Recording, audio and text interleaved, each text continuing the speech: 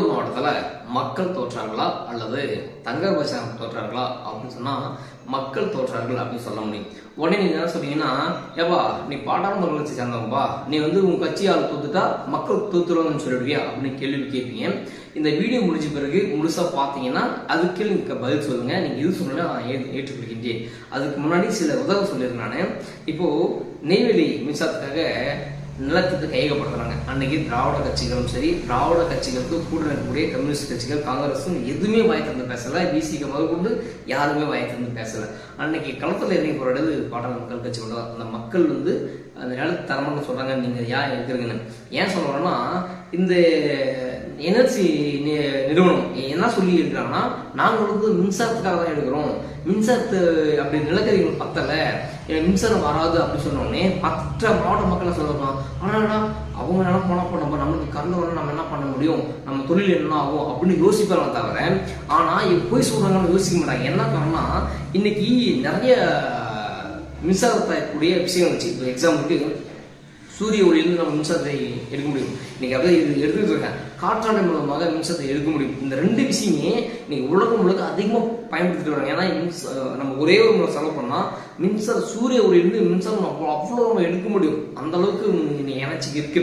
அப்படி இருந்தும் இவங்க நிலக்கரிந்து ஏன் எடுக்கிறாங்கன்னா, நிலக்கரிந்து மின்சாரத்துக்கு பயன்படுத்துற சதவிகிதம் கம்மி. இப்போ ஒரு 5% பண்ணோம்னா 90% இது வெளிநாடுகளுக்கும் மற்றும் பெரிய பெரிய நிறுவனங்கள். ஏன்னா நிலக்கரி இல்லாமல் வெப்பத்தை உருவாக்க முடியாது. இப்போ மரங்கள் இருக்கு, நம்ம எவ்வளவு மரங்களை நம்ம வெப்பத்துக்கு பயன்படுத்த முடியும். அதனால என்ன பண்றாங்கன்னா, அது நிலக்கரியை இந்தியா மற்றும் கிடையாது, உலக நாடுக்கு ஏற்றுமதி பண்றாங்க. அதனால இந்த நிலக்கரி அங்க போகுது.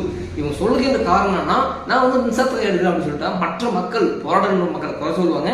இந்த மக்கள் போராட்டத்துக்கு வரமாட்டாங்க. அதனால நாங்க இது மின்சாரத்தை பயன்படுத்தும் அப்படின்னு சொல்லிட்டு இதை வெளிநாட்டுக்கு ஏற்றுமதி பண்றாங்க. நல்லா தெரிஞ்சுங்க. பலாயிரம் கோடி சொத்து சேர்த்து வச்சிருக்கு என்எல்சி. பலாயிரக்கணக்கான துட்டுக்கு சொந்தக்காரங்க என்எல்சி. அப்போ இந்த நிலத்தை இவங்க கையப்படுத்தும் போது திராவிட முன்னேற்ற கழகம் எல்லாத்துக்கும் பாஜக குறை சொல்லணும்.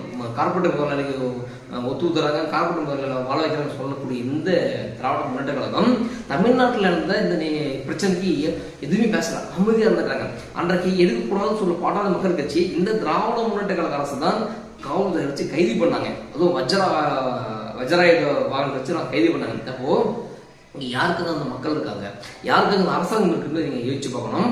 பாட்டாளர் மக்கள் கட்சி தான் முழுக்க நின்று போராடியது. அதனால் அந்த மைண்டு நான் பேக் ஆச்சு. அவங்க மத்திய அரசாங்கமே ஏழப்பட்டு நீக்கிட்டாங்க. அதெல்லாம் பார்த்துக்கிட்டீங்க. அந்த அளவுக்கு பாட்டாளர் மக்கள் கட்சி போராடியது. இந்த மக்களுக்கு, இந்த கட்சிக்கு தான் இந்த மக்கள் என்ன பண்ணாங்க, தோல்வி பரிசா கொடுத்தாங்க.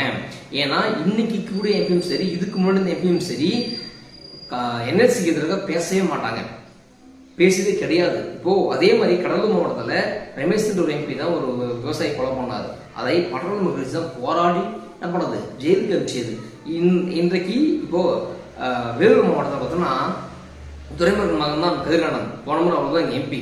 இந்த தொகுதி ஒண்ணுமே செய்யல. இப்பயும் எம்பி நின்று ஜெயிச்சிட்டார். இப்போ ஒன்றும் செய்ய மாட்டாரு. அப்போ இங்க நின்று இதே எம்பி தான் அங்கே நின்று இருப்பாரு. ஆனா ஏன் நிக்கிறதுனா, அந்த கொலையில பாட்டாளர் மக்கள் கட்சி யாரும் என்ன பண்ணாரு, சிறை பண்ணாரு. என்ன மக்கள் தொகைச்சு சொல்லிட்டு அவரை விட்டுட்டு வேற நிக்க வச்சாங்க. அதே திராவிட முன்னேற்ற கழகத்து இந்த மக்கள் அதே திராவிட முன்னேற்ற கழகம் தான் வாக்களிச்சு வெற்றி பெறுகிறார்கள். இதெல்லாம் என்ன பயன் என்பதை மக்கள் தான் முடிவு பண்ண வேண்டும். நான் மீண்டும் சொல்றேன், தங்கர்பச்சான் வெற்றி பெற இருந்தால் ஒரு விவசாயியாக, ஒரு வாழ்வியலாக உங்களுக்கு உறுதுணையாக இருப்பார். மீண்டும் அடுத்து இப்போ ஏன்னா இப்போ வெற்றி பெற்றிருக்கலாம். இனிமே திராவிட முன்னேற்ற கழகத்து ஆட்சியோடு துணையோடு அந்த என்எல்சி நிறுவனம் அந்த இடத்தை கையகப்படுத்தும். அன்றைக்கும் பாட்டாளர் மக்கள் கட்சி மட்டும்தான் உங்க போடணுமே தவிர, அங்க உள்ள நீங்க தேர்ந்தெடுத்த எம்பியோ எம்எல்ஏவோ நீங்க தேர்ந்தெடுத்த முதலமைச்சர் பேசுவாருன்னா பேச மாட்டாரு. ஆனா பள்ளியை மட்டும் தூக்கி பாஜக மேல போட்டு என்ன பண்ணுவாங்க, கைக்கிட்டி வெடி பார்ப்பாங்க. ஸோ இப்படி சொல்லுங்க, நான் சொல்லுவது சரியா தவறா என்று. வணக்கம்.